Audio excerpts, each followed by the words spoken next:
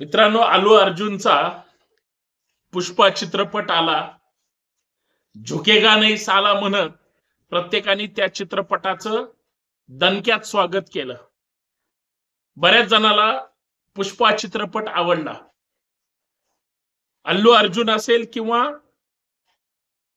ती मंदना नावाची अभिनेत्री असेल, सगळ्यांची मनं त्या अभिनेत्री आणि त्या अभिनेत्याने जिंकली.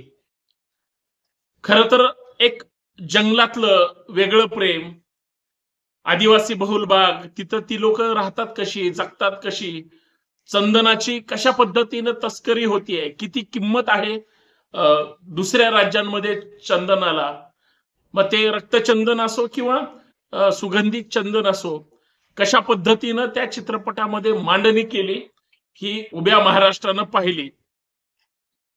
ही मांडणी पाहत असताना मग त्यांच्या तेरी झलक जी काही त्या पुष्पा चित्रपटातली गाणी आहेत त्याच्यावर बरीच जण थिरकत होती किंवा त्या चित्रपटाचं कौतुक करत होते. चित्रपट जरी इतर राज्यातल्या तिथल्या बहुभाषेमध्ये असला, त्यांच्या भाषेमध्ये असला, तरी प्रत्येक राज्यामध्ये त्यांच्या त्यांच्या भाषेमध्ये तो डबिंग करण्यात आला. महाराष्ट्रात सुद्धा त्याच पुष्पाला श्रेयस तळपदे नावाच्या आपल्या मराठी अभिनेत्याने जो काही सुंदर आवाज दिला, महाराष्ट्रामध्ये त्या चित्रपटाने इतर राज्यांच्या तुलनेमध्ये प्रचंड मोठी कमाई त्या ठिकाणी केलेली आहे, कमाई करून दिलेली आहे. हे सगळं महाराष्ट्रात घडलं.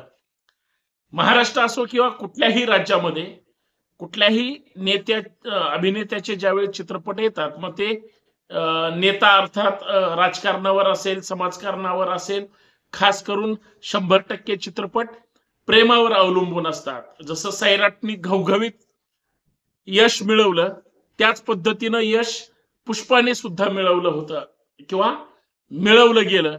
आणि त्याच यशाच्या जीवावर पुष्पाने प्रचंड मोठा त्या ठिकाणी गल्ला जमवला, अर्थात बॉक्स ऑफिसवर पुष्पा हिट ठरला होता.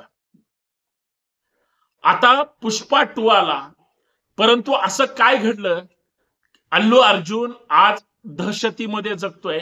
त्याची बायका मुलं प्रचंड टेन्शन मध्ये, संकटात आहेत. तुम्ही सुरुवातीला आणि काल परवा सुद्धा काही दिवसापूर्वी पाहिलं, अल्लू अर्जुनच्या घरावर हल्ला झाला. त्याच्या अगोदर त्याच्यावर हल्ला करण्याचा प्रयत्न केला होता. काही महिला इतक्या का नाराज झाल्या, म्हणजे चित्रपटात काही चुकीचं दाखवलं का, चित्रपटच आवडला नाही का, अजून त्याला दुसरी काही कारण आहेत.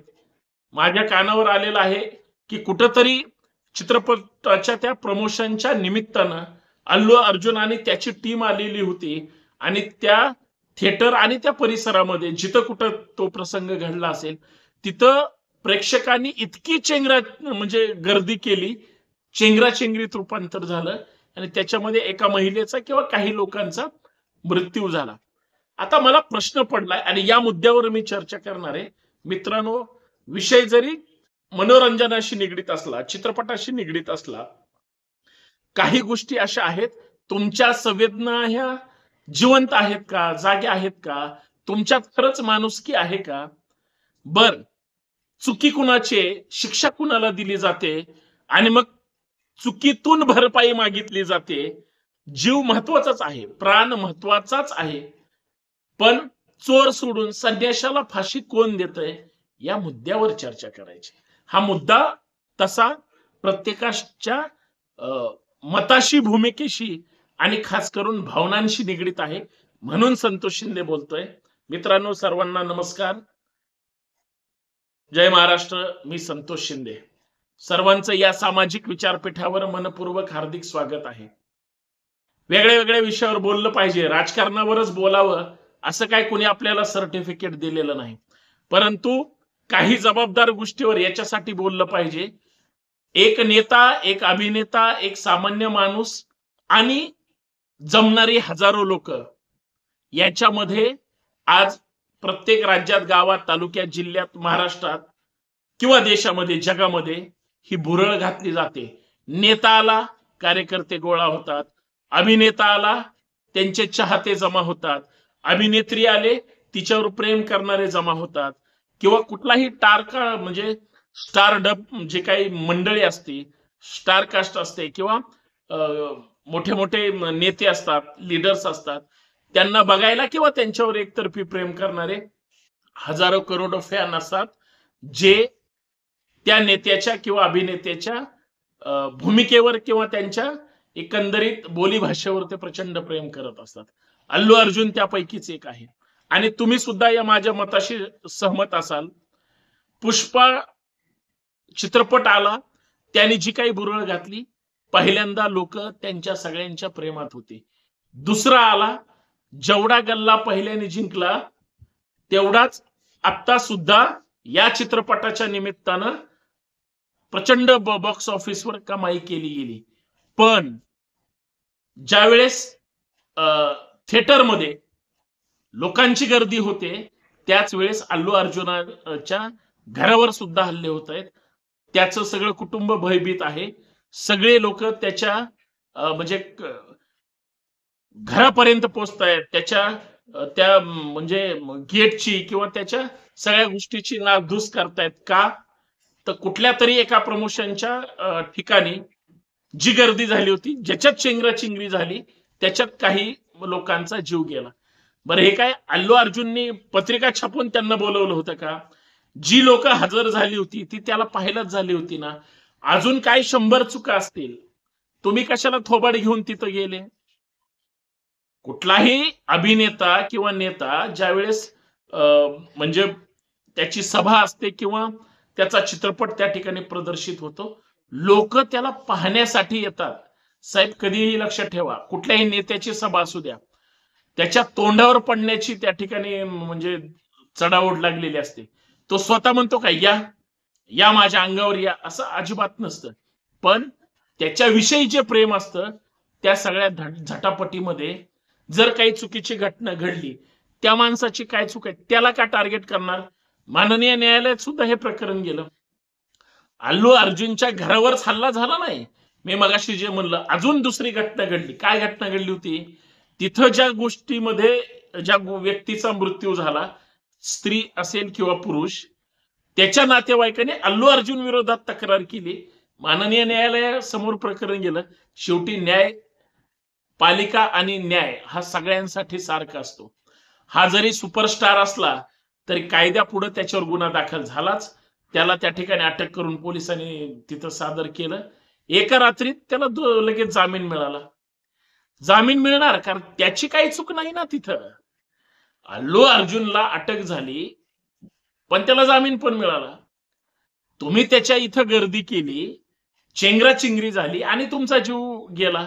आता ह्याच्यात अजून 100 कारणं असू शकतात, पण त्यांनी तुम्हाला बोलवलेलं नाही. तुम्ही स्वतःहून तिथं जाऊन गर्दी केलेली, किंवा याना त्या कारणाने तिथं गर्दी झाली. एखाद्या राजकीय पुढाऱ्याची सभा आहे, सभेमध्ये गोंधळ झाला किंवा काही चुकीची घटना घडली. आता तिथं जी काही चेंगराचेंगरी किंवा इतर गोष्टी होतात, त्या पुढाऱ्याची, जो सभेला तिथं आलाय, त्याचं काही देणं घेणं नसतं. जो आयोजक असतो तो दोषी ठरतो. परंतु जर कुणी हुल्लडबाजीतून जर काही सत्यानाश केला असेल तर त्याला कोण जबाबदार आहे साहेब? आणि जिथं अशा जीव घेणे प्रकार घडतात किंवा घडलेले असतात, त्या ठिकाणी तुम्ही जर येणाऱ्या सेलिब्रिटीलाच तिथं दोषी ठरवत असाल तर हे दुर्दैव आहे. काही जणांनी पुष्पा 2 वरच त्या ठिकाणी ऑब्जेक्शन घेतलं. आता दीडदमडीच्या लोकांनो, तुम्ही फक्त बघायला गेले तिकीट काढून, पण लोकांचं त्याच्यावर प्रेम आहे. बरेच जण चांगलं पण आहेत म्हणाले. काही जण म्हणले पहिला चांगला होता, दुसरा काढायची गरज नव्हता. बरं, मी म्हणतो दुसरा फेल गेला, पण त्याच्यात त्यांना पैसेच मिळत आहेत ना, त्याच्यात त्यांचं नुकसान नाही. बर, जे काही कलाकार असतात त्यांना ऑलरेडी त्यांचं पॅकेज ठरलेलं आहे, त्यांचं मानधन त्यांना मिळालेलंच आहे. आता ज्या चित्रपटाने करोडो रुपयाची कमाई करून दिली, त्या अभिनेत्याचा आणि अभिनेत्री जी आहे त्याचा रेट वाढलेलाच आहे ना. तो काय कमी झालाय का? उद्या चित्रपट पडला तरी, पण पडू शकत नाही एवढी कमाई दुसऱ्या चित्रपटानं पण केली.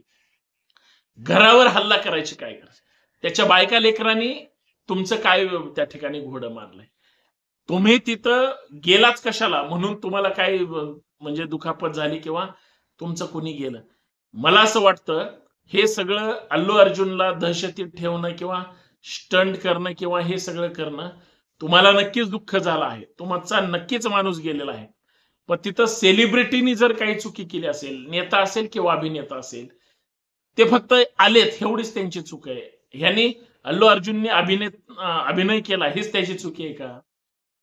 मग त्याला दोषी का ठरलं जातंय? तर हे सगळं प्रोपोगंडा चुकीचा कोणतरी कोणाच्या विरोधात करतंय. कोणाला तरी बदनाम करायचं, त्याचा फायदा कोणाला तरी होणार असतो.